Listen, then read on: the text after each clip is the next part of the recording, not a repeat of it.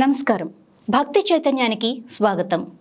దత్త జయంతి సందర్భంగా దత్తాచార్యుని బోధనలు, తత్వం వీటి గురించి సవివరంగా వివరించడానికి మాతా పద్మజానంద గారు మన స్టూడియోకి విచ్చేశారు. ఆమెను అడిగి దత్తుని గురించి మరిన్ని విషయాలు తెలుసుకుందాం.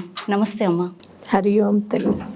అమ్మ చెప్పండి, అసలు ఈ దత్తాత్రేయుని గురించి మాకు వివరంగా వివరిస్తూ అసలు దత్త జయంతి ఎందుకు చేస్తాం మనం? హరి ఓం శ్రీ గురుభ్యో నమః. దత్త జయంతి అంటే దత్తుని పుట్టినరోజు. అంటే దత్తాత్రేయులు వారు వారికి ఆది అంతం లేని వారికి పుట్టినరోజు అంటూ ఏది ఉండదు. ఎందుకంటే నిత్యము ఆయనదే. కాకపోతే ఆ దత్తావతారానికి ఈ భూమిని ఉద్ధరించడం కోసము అవతరించినటువంటి రోజు, ఆ అవతారంలోని ఈ భూమిపైకి వచ్చారనమాట. అత్రి అనసూయ దేవులకి వారు జన్మించడం జరుగుతుంది. అది కూడా ఎందుకు జన్మించారు, అసలు భూమికి ఎందుకు వచ్చారు వారు అంటే, ఒకప్పుడు అంటే అమ్మ ఇప్పుడని కాదు, పాంచభౌతిక దేహం ఎప్పుడైతే ఏర్పడిపోతుందో దేవతలు కానీ ఎవరికైనా కానీ ఈ రాగద్వేషాలు, అరిషడ్ వర్గాలు అన్నీ కూడా ఉంటూ ఉంటాయి. అందులో ఈర్ష్యా భావాలు బాగా ఉంటూ ఉంటాయి. అయితే దేవలోకంలోని అనసూయాదేవి యొక్క పాతివ్రత్యం గురించి అందరూ కూడా చెప్పుకుంటూ ఉంటే, ఆ తల్లి యొక్క గొప్పతనాన్ని చెప్పుకుంటూ ఉండేటప్పుడు లక్ష్మీ పార్వతి సరస్వతి దేవులకు ఈర్ష్య కలిగింది. మనుషులకి అనుకున్నాను, దేవతలకు కూడా, అందరికీ కూడా. అమ్మ అంటే అంటే కాకపోతే దేవతల దగ్గర జరిగేటువంటిది ఏముంటుంది అంటే, లోక కళ్యాణార్థం ఒక కారణంతో జరుగుతుంది. అదే మనుషుల్లోనంటే అది మనకి తెలిసినదే. అయితే ఒక కారణం, ప్రతిదానికి ఒక కారణం ఉంటుంది. ఒకటి జరిగింది అంటే దానికి అర్థం, పరమార్థం, ఇది ఎంత ఈ జగత్తు ఉన్నంత వరకు కూడా నడుస్తూ ఉంటుంది. అయితే వాళ్ళకి అలాగా ఈవిడ మాకంట గొప్పది అనేటట్టు ఒక మానవ మాతృరాల్ని ఇక్కడ ఆలోచించమ్మా. అంటే భగవంతుడు మానవులు తక్కువ కాదు, మానవుడు తలుచుకుంటే సాధ్యం కానిది ఏదీ లేదు, అంత మానవుడి చేతిలోనే ఉంది అనేటువంటి విషయాన్ని తెలియపరచడానికి అందులోని స్త్రీ యొక్క గొప్పతనం. స్త్రీ తలుచుకుంటే ఏదైనా సాధించగలదు. అతి శక్తివంతమైనది ఎవరయ్యా అంటే స్త్రీమూర్తి.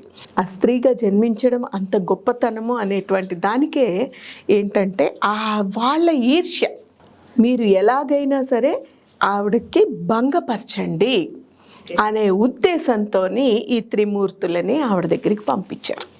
వీళ్ళు ముగ్గురు కూడా మరి ఆవిడని పరీక్షించాలి, ముందు పరీక్షించాలి కదా, ఆవిడ విషయం ఏంటి పరీక్షించాలి, ఆవిడని భంగపరుద్దాము అని చెప్పేసి ముగ్గురు దిగి వచ్చారు.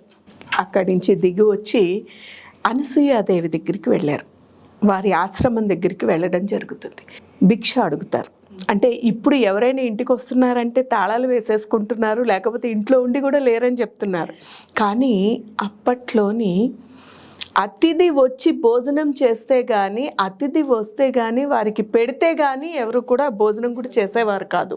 అంత ఇంపార్టెన్స్ ఇచ్చేవారు అనమాట అతిథికి. ఆ తల్లికి వీరు వచ్చి అడగంగానే, రండి సేద తీర్చుకోండి, నేను వడ్డిస్తానని విస్తర్లు తీసుకుని వస్తుంది. ఈ విస్తర్లు తీసుకుని అన్నం వడ్డించడానికి వచ్చినప్పుడు, అమ్మ మేము భోజనం చెయ్యాలంటే మాదొక షరతు అని చెప్పేసరికి, ఏమిటి ఆ షరతు అని అడుగుతారు.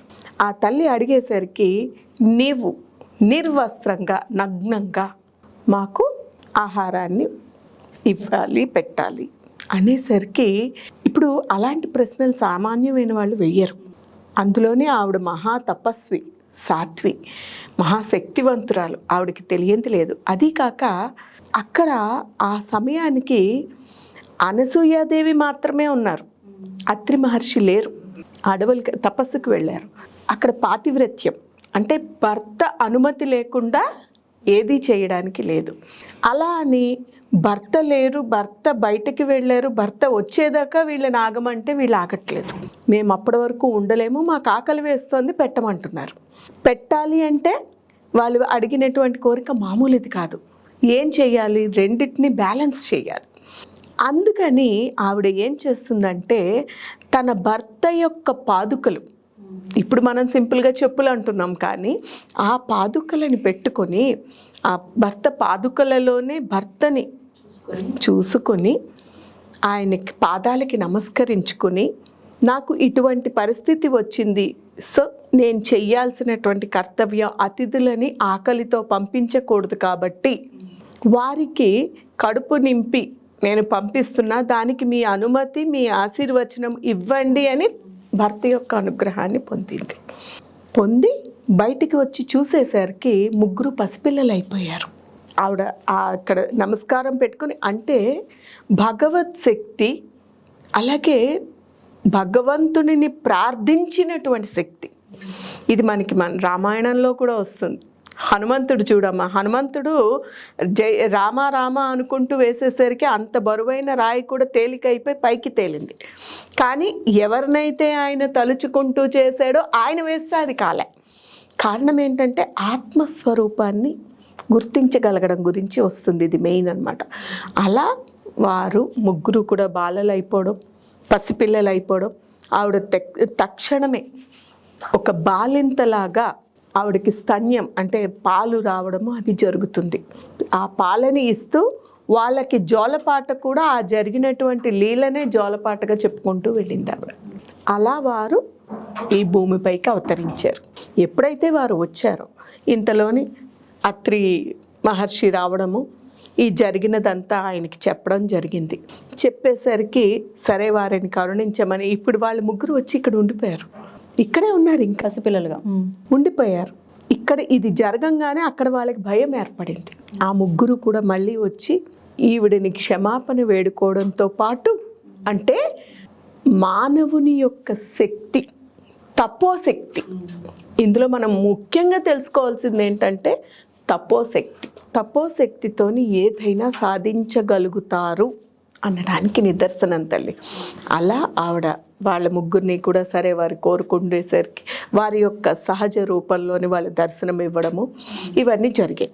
అప్పుడు ఇంతటి బ్రహ్మాండం జరిగింది కాబట్టి అందులో త్రిమూర్తులు వచ్చారు కదా. ఈ త్రిమూర్తులు కోరిక, నీకే వరం కావాలో కోరుకో, మమ్మల్ని మన్నించు, నేను పరీక్షించినందుకు అని చెప్పేసి కోరుకునేసరికి ఏ వరం కావాలో కోరుకో అమ్మా అని అడిగారు అక్కడ వాళ్ళు.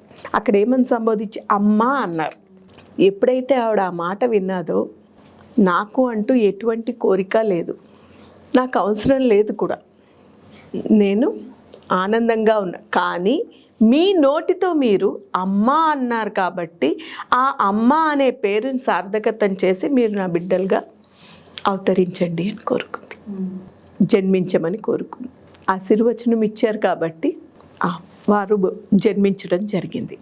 అయితే దీనికి ముందు కూడా కారణం ఉంది. ఎందుకంటే అదే మనము ఇందాక మొదట్లో కూడా చెప్పుకున్నాం, భగవంతుని యొక్క ప్రతి కార్యానికి, భగవంతుని యొక్క ప్రతి లీలకి కూడా కనెక్టివిటీలు ఉంటాయి, కనెక్షన్స్ ఉంటాయి. అంటే ఆయన భూమి మీద దశావతారాలు మనం విన్నాం. శ్రీ మహావిష్ణువు దశావతారాల గురించి ఎందుకు వచ్చాయి అంటే, ఆయన ఈ భూమండలం ఉన్నంతసేపు కూడా లోక కళ్యాణం కోసం భక్తులందరినీ, ప్రజలందరినీ, ఈ యొక్క బిడ్డలందరినీ కూడా కాపాడడం కోసం మళ్ళీ అవతరించాలి శ్రీహరి అంటే ఏదో ఒకటి ఉండాలి. లేదంటే అవతరించారు కదా అతను. దేవుడికి అవతరించాల్సిన అవసరం ఏముందమ్మా? ఏం లేదు కదా. అవతరించాలి, ఈ దేహాన్ని దాల్చాలి అంటే కారణం ఏదో ఒకటి ఉండాలి. ఆ కారణానికే ముందు ఆయన యొక్క భక్తుడు ఒక కార్యము చేస్తూ ఉండే సమయంలోని ఆయనకి తెలియకుండానే, అంటే మనకి దూర్వాసుడి గురించి మన అందరికీ తెలుసు, ఆయన ఎంత కోపిష్టో. భోజనానికి వస్తున్నారు ఇక్ష్వాకు మహర్షి దగ్గరికి. అంటే ఏకాదశి ఇప్పటికీ కూడా మనం చేస్తూనే ఉంటాం, ఏకాదశి వ్రతం. ఈ వ్రతానికి మొన్నటి ద్వాదశి రోజు భోజనం వీళ్ళు అతిథిగా ఆయన వచ్చినప్పుడు కావాలని పరీక్షించడానికి ఆయన స్నానం సంధి, ఇప్పుడంటే ఎలా పడితే అలా వచ్చి మనం తినేస్తున్నాం, అప్పుడు అలా కాదు. వచ్చినటువంటి ఆ అతిథిని కూడా కాళ్ళు కడగడంతో పాటు స్నానం చేసి వచ్చాకే భోజనం పెడుతూ ఉండేవారు. సరే నదికి వెళ్ళి స్నానం చేసి వస్తానన్న మనిషి ఆయన కాస్త అక్కడే ఉండిపోయాడు. పారణ సమయం దాటిపోతుంది, సమయం దాటిపోతుంది, గడియలు అవి ఇది దాటిపోతుంది అని చెప్పి ఏం చేశాడంటే, ఇటు అతిథిని పిలిచి మనం భోజనం వాళ్ళకంట ముందు చేస్తే కూడా సమంజసం కాదు. అలా అని అప్పుడు కనుక ఈ యొక్క ఉపవాస దీక్షని విరమించకపోతే ఫలితం దక్కదు. అందుకు ఏం చెయ్యాలి నేనని చెప్పి ఏం చేస్తాడంటే, పాపం కొంచెము నీళ్లు, మంచి తీర్థాన్ని తీసుకున్నాడు. ఆ నీళ్లు తాగేసరికి అదే సమయానికి ఆయన వచ్చాడు. ఇంకేముంది, కోపం. అంటే ఇక్కడ తెలుసుకోవాల్సింది ఏంటంటే అమ్మా, ఎవరైనా సరే దేన్ని జయించగలగా, ఏదైనా తనని తాను తెలుసుకోవాలన్నా, ఏది చెయ్యాలన్నా, ఎంతటి వాడైనా అరిషడ్ వర్గాలని జయించాలి. అప్పుడు మానవుడే మాధవుడు. తనని తాను జయించగలిగాడు, నిగ్రహించుకోగలిగాడంటే తనే. ఇప్పుడు అంతటి మహానుభావుడు ఆయన అయినప్పటికీ అక్కడ ఏమైంది, ఒక అహం అనేది, నేను గొప్ప, నేను అనే భావన వచ్చింది ఆయనకి. అంటే దానికి ఒక అర్థం ఉన్నప్పటికీ కూడా మనకి మానవులకి తెలియపరచడానికి అది. ఇది ఎప్పుడైతే జరిగిందో ఆయన ఆగ్రహంతో ఈయనని శపించేశాడు, నువ్వు నానా యోనులలో జన్మించుగాక అని. పాపం ఆయన భయపడిపోయి ఎన్ని రకాలుగా ప్రార్థించినా ఒకసారి ఒక తపో సంపన్నుడు అంటే అమ్మ, ఇప్పుడు చాలామంది చాలా సులువుగా తీసేసుకుంటున్నారు ఇవన్నీ ఉత్తమ మాటలు, ఇవన్నీ జరిగేవి కాదని. కానీ అది వాస్తవం తల్లి. ఎవరైతే నిజమైనటువంటి తపోశక్తితో అంటే భగవద్ ఆరాధనలోని భగవంతుని, అది ఎవరైనా కానీ అమ్మ. అందుకే కొంతమందిని చూడండి ఈ రోజుల్లో కూడాను మనకేమంటూ ఉంటారు, బాబాయ్ నీ నోట్లో ఏముందో కానీ నువ్వు అన్నది జరుగుతూ ఉంటుంది అంటారు. అదేంటంటే వాళ్ళకి జన్మతః కొంతమందికి వస్తుంది, కొంతమందికి ఏంటంటే వాళ్ళు చేసేటువంటి ఏదైనా సాధనతోని, అందుకే సాధనతో సాధ్యం కానిది లేదంటారు. అలా ఆ వాక్శుద్ధి ఎప్పుడైతే వచ్చేస్తుందో, వాక్శుద్ధి వచ్చినటువంటి వారి నోటి నుంచి ఏది వస్తే అది ఫలిస్తుంది. అసాధ్యం కూడా సాధ్యమయ్యే అవకాశం ఉంది, జరగనిది కూడా జరుగుతుంది అనమాట. సో ఇప్పుడు ఆయన పెట్టినటువంటి ఆ దుర్వాస మహర్షి పెట్టినటువంటి శాపం పోదు. ఆయన భయభ్రాంతులకి గురి అయి తక్షణమే ఆయన ఎప్పుడూ ఆరాధించేటువంటి ఆయన శ్రీహరిని ఆరాధించాడు. ఆయన ప్రత్యక్షమై, స్వామి నా భక్తుడు ఇవన్నీ భరించలేడు, అలా అని మీ యొక్క శాపం పోయేది కాదు, దీనికి పర్యవసానంగా ఆ శాపాన్ని నేను స్వీకరిస్తాను అని చెప్పి శ్రీహరి ఆ శాపాన్ని ఆయన స్వీకరించాడు. ఆ స్వీకరించి భూమిపై జన్మించాలి పదే పదే కాబట్టే ఒక అవతారంగా, దత్త అవతారంగా అవతరించాడు. ఇంతటి పరమార్థం ఉందమ్మా అందులోని. ధన్యవాదాలండి. హరి ఓం.